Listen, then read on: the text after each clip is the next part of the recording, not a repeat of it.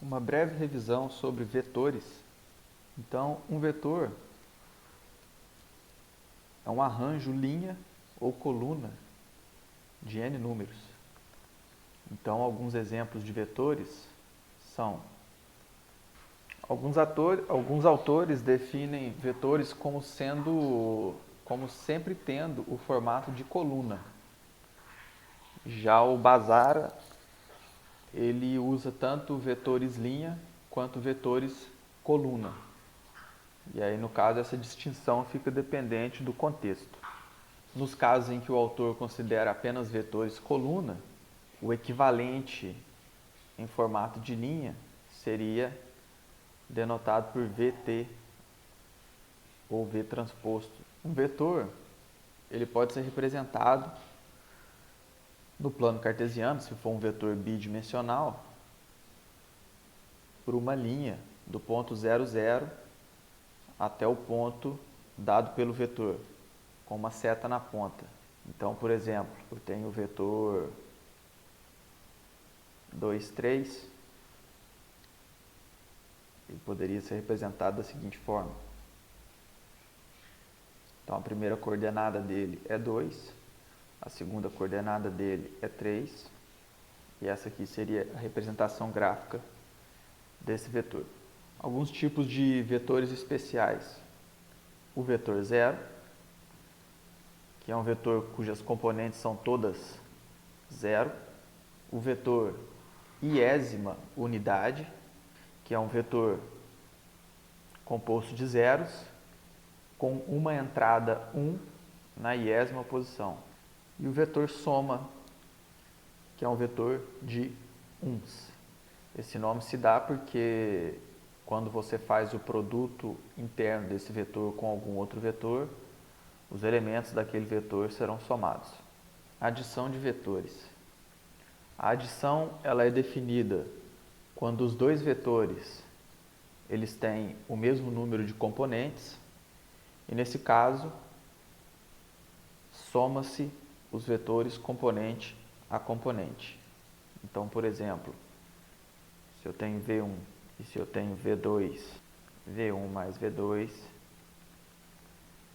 vai ser 1 mais 7, 2 mais 8 e 3 mais 9. Visualmente, se eu tenho vetores bidimensionais, isso tem uma interpretação interessante. Então, se eu tenho dois vetores, A e um vetor B, para encontrar a soma desses vetores, é como se eu pegasse o meu vetor B e deslocasse ele para a ponta de A. Se fizesse isso, ia ficar algo mais ou menos assim. Então, aqui está a minha cópia de B e o vetor que vai dar origem até a ponta dessa cópia é a soma. Tanto faz se eu deslocar A para a ponta de B ou B para a ponta de A. Eu vou obter o mesmo vetor soma. Multiplicação por um escalar. A, cujas componentes são A1, A2, AN, o produto desse vetor por um escalar K, por uma constante K, é o vetor que resulta quando eu multiplico essa constante por cada uma das componentes do vetor original. Se o meu K for positivo, então o produto desse vetor por essa constante, ele vai resultar em um vetor que aponta na mesma direção do meu vetor original. Se K for maior do que 1 e positivo, significa que esse vetor resultante ele tem um comprimento maior do que o vetor original. Se K for menor que 1, o meu vetor menor que 1, porém positivo, isso vai resultar em um vetor cujo comprimento é menor do que o comprimento do vetor original. E se K for menor que 0, resulta em um vetor de direção oposta do meu vetor original. O produto interno entre vetores é definido da seguinte forma. Eu tenho dois vetores A e B de mesma dimensão. O produto interno é um valor escalar, cujo valor é a soma dos produtos das componentes dos dois vetores de entrada. Eu posso escrever isso de forma mais compacta usando a notação de somatório.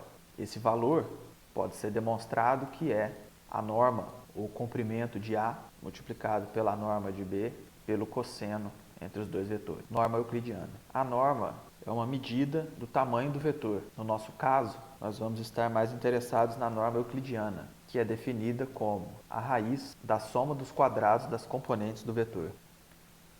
que é também a raiz do produto interno do vetor consigo mesmo.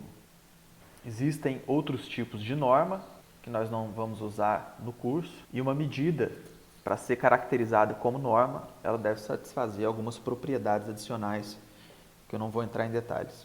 O Basara chama de EN o conjunto de todos os vetores de dimensão n, satisfazendo algumas propriedades adicionais, cujas entradas são números reais. Eu vou usar Rn, em que R representa o conjunto dos números reais. Para fins práticos, não há diferença entre esses dois tipos de notação, então eu estou mais acostumado com a notação Rn.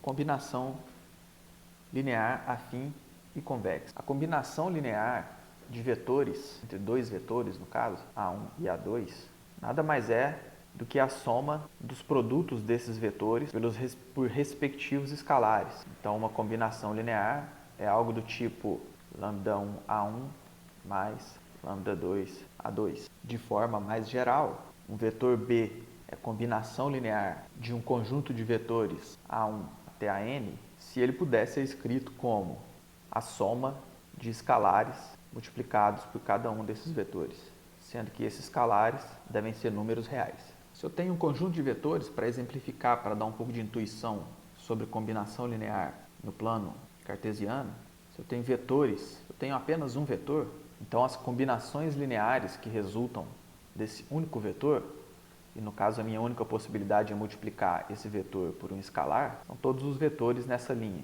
todos os pontos nessa linha. Se eu tenho dois vetores, eu consigo representar qualquer ponto no meu plano cartesiano como combinação linear desses dois vetores. Então, se eu escolher um ponto qualquer, esse ponto aqui, por exemplo, eu posso pegar um múltiplo do meu primeiro vetor, que esteja mais ou menos aqui.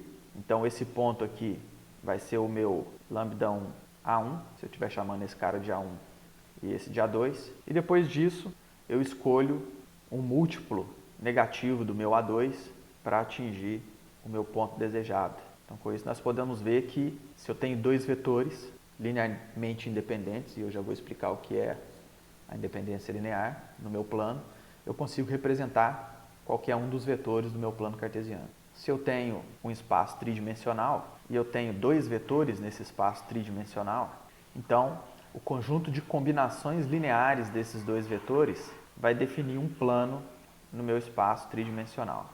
Se eu tiver três vetores linearmente independentes, eu vou conseguir representar o espaço todo.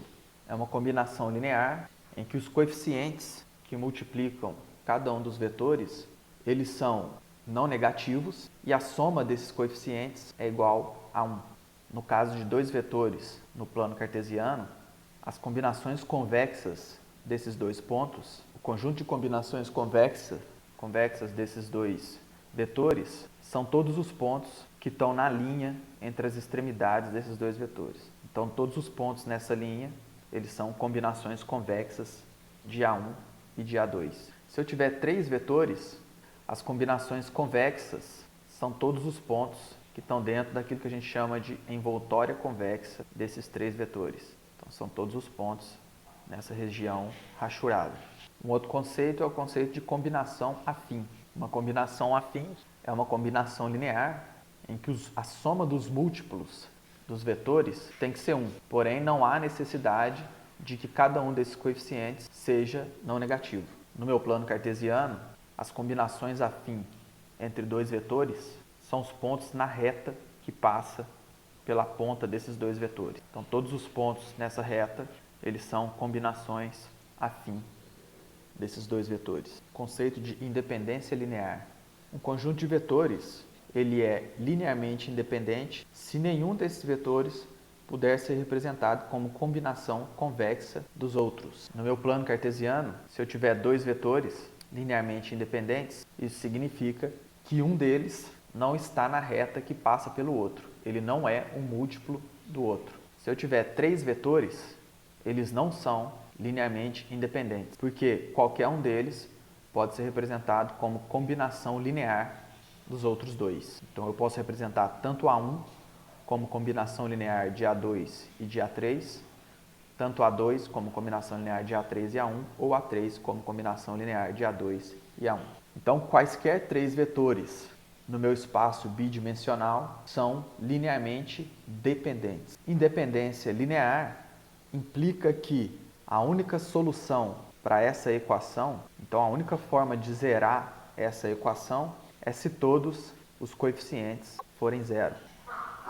Conceito de conjunto gerador. Um conjunto de vetores, eles geram o meu espaço vetorial se qualquer um dos vetores nesse meu espaço puder ser representado como combinação linear desses vetores de entrada. Então, se eu tenho o meu espaço bidimensional e eu tenho um único vetor, ele não gera o meu espaço, porque existem vetores que não podem ser representados como combinação linear desse único vetor. Então, nenhum desses pontos aqui está na reta que passa por esse vetor. Então, isso significa que o meu vetor não gera o meu R2. Porém, se eu tenho dois vetores linearmente independentes, eles geram R2, porque qualquer vetor no meu espaço bidimensional pode ser representado como combinação convexa desses dois vetores. E se eu tiver três vetores e pelo menos dois deles, três ou mais vetores e pelo menos dois deles forem linearmente independentes, novamente eu tenho um conjunto gerador do meu R2. Conceito de base. Uma base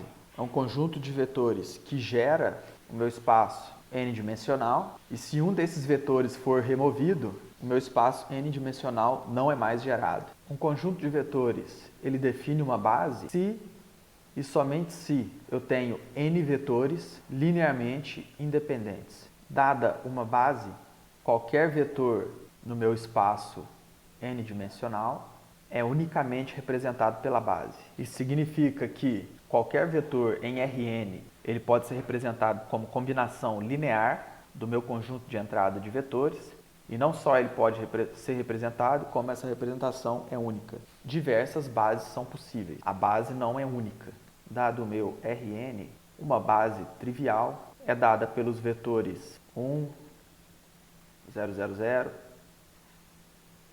0, 1, 0, 0, 0 e assim por diante. Então, no meu plano cartesiano, meu espaço bidimensional, uma possível base é dada pelos vetores 0, 1 e 1, 0.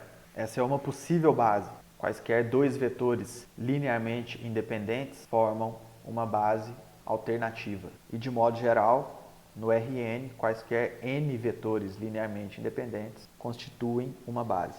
Um resultado que tem importância no desenvolvimento do método simplex diz respeito à substituição de um vetor na base. Então, dada uma base, se eu decidir substituir um vetor AI por um vetor B qualquer, esse novo conjunto de vetores ele vai formar uma base se e somente se, na representação de B como combinação linear dessa base, o coeficiente do vetor que está sendo substituído for diferente de zero. Então, a intuição disso é que eu estou removendo um vetor da base, então eu estou removendo informação da minha base. Se aquele vetor que eu estou colocando no lugar, na representação dele, o coeficiente do vetor que eu removi era zero, ele não está trazendo de volta a informação que eu removi. Então, o meu novo conjunto não vai representar uma base.